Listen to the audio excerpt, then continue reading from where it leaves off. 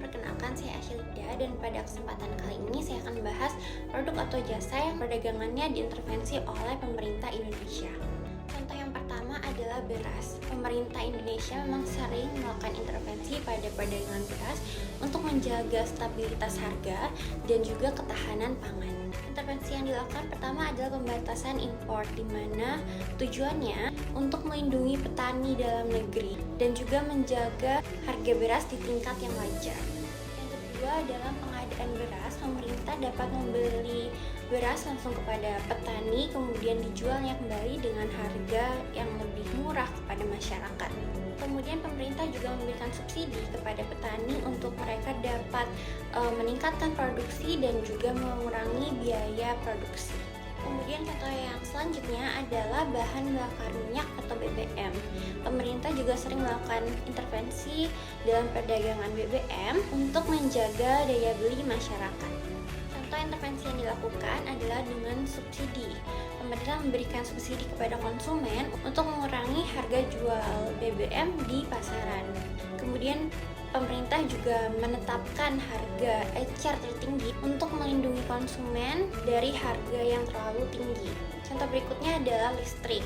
Pemerintah juga melakukan intervensi pada perdagangan ini untuk menjaga daya beli masyarakat dan juga mendorong industri ini.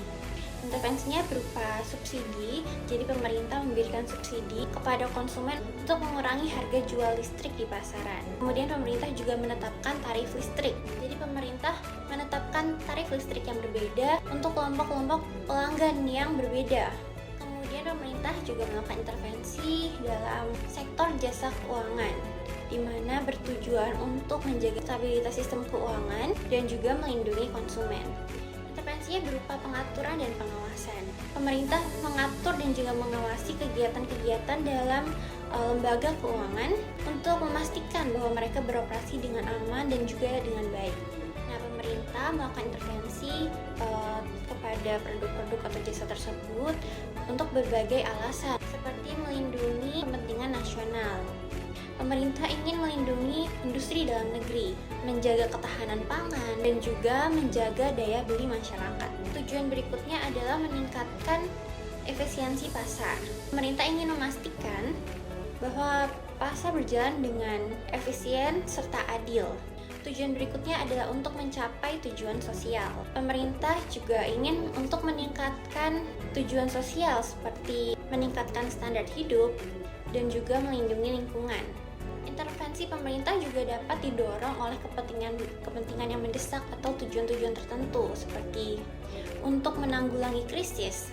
Pemerintah dapat melakukan intervensi dalam perdagangan untuk menanggulangi krisis-krisis ekonomi, seperti krisis pangan atau energi.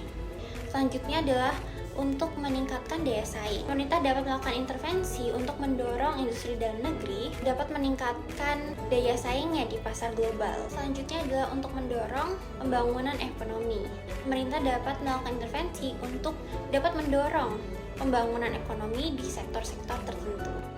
Intervensi pemerintah dalam perdagangan merupakan suatu isu yang kompleks dan memiliki banyak pertimbangan. Seperti contoh kasus pada tahun 2022 di mana harga beras naik secara signifikan. Nah, pemerintah melakukan intervensi perdagangan dengan membatasi impor beras untuk menjaga stabilitas harga di tingkat yang wajar.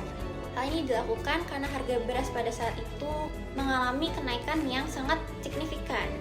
Nah, hasil dari intervensi pemerintah ini terbukti efektif dalam menjaga stabilitas harga beras dan membantu masyarakat dengan penghasilan yang rendah. Intervensi pemerintah dalam perdagangan memang terbukti menjadi alat yang efektif untuk mencapai berbagai tujuan. Namun, dapat diperhatikan juga ada beberapa dampak negatif yang mungkin dapat terjadi, seperti distorsi pasar dan juga malah adanya kenaikan harga bagi konsumen. Oleh karena itu, pemerintah perlu dengan cermat memperhatikan berbagai faktor-faktor yang berpengaruh sebelum melakukan intervensi perdagangan. Sekian dari saya, terima kasih banyak atas waktu dan perhatiannya. Semoga bermanfaat.